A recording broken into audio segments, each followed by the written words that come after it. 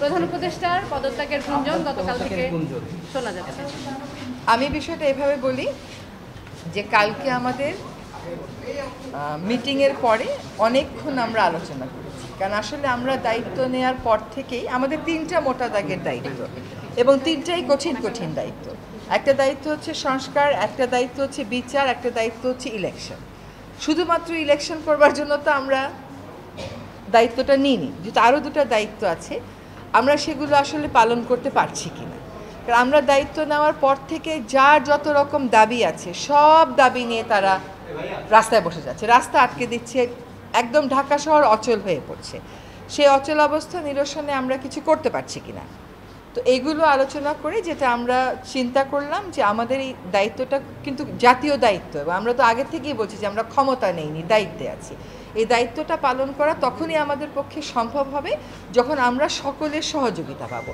প্রত্যাশার বিষয়টা এক, আর দায়িত্বটা আসলে পালন করতে পারার বিষয়টা এক। প্রত্যাশা অনেকই থাকতে পারে, কিন্তু আমার তো একটা এনাবলিং এনভায়রনমেন্ট থাকতে হবে এই প্রত্যাশাটা পূরণ করার জন্য। তো আমরা চিন্তা করেছি যে আসলে আমরা পারছি কিনা, এই যে প্রতিবন্ধকতাগুলো হচ্ছে আমাদের এই বড় দাগের 3টা দায়িত্ব পালন করার জন্য, এই প্রতিবন্ধকতাগুলোকে আমরা কিভাবে মোকাবেলা করব, আদৌ মোকাবেলা করতে পারবো কিনা, যদি মোকাবেলা করতে পারি কিভাবে করব, যদি মোকাবেলা করতে না পারি তাহলে আমাদের কি করণীয় হবে, আমরা সকলে মিলে এটা চিন্তা করছি।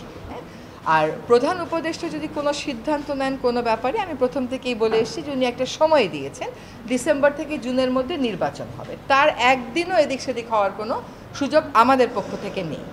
কাজে এইগুলো নিয়ে অন্য ধরনের কোনো কথা বলারও কোনো সুযোগ হওয়া উচিত ছিল না, কারণ বারবারই বলা হচ্ছে যে একটা সময়সীমা দিয়ে দেওয়া হয়েছে।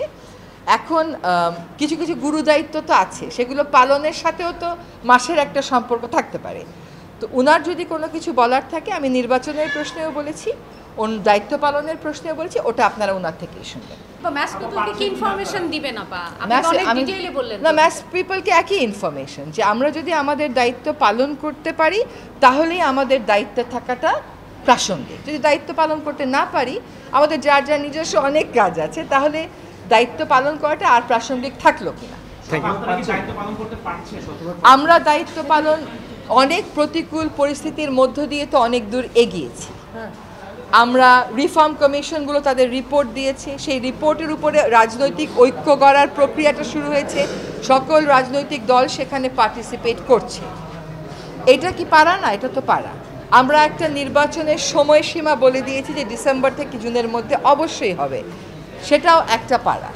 আরেকটা হচ্ছে বিচার, ট্রাইব্যুনাল একটা ছিল, এখন 2টা হয়েছে।